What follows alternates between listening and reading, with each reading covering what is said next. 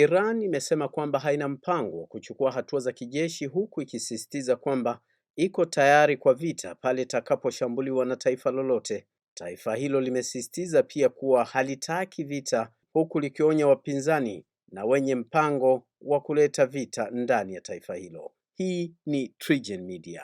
Waziri wa mambo ya kigeni Abbas Araghchi katika mkutano wake na mabalozi wa mataifa ya nje mjini Tehran amesema Iran imejiandaa vyema kwa sasa kuliko ilivyokuwa katika mzozo wake wa siku 12 na Israel mwezi Juni mwaka jana. Akizungumzia maandamano yanayoendelea, waziri huyo wa mambo ya nje amesema kuwa machafuko yaliyotokea hivi karibuni si maandamano tena, bali ni operesheni ya kigaidi, hali ambayo ni hatari kwa usalama wa nchi. Maandamano hayo ya kitaifa ya Iran kwa sasa yametimiza siku 14, huku jeshi la Jamhuri ya Kiislamu ya Iran likitoa onyo kali na kuiita hali hiyo kuwa ni njama ya Israel na makundi ya kigaidi kwa lengo la kuvuruga usalama wa taifa, na kuahidi kuwa vyombo vya usalama vitalinda maslahi ya kitaifa, miundombinu ya kimkakati ya nchi na mali ya umma.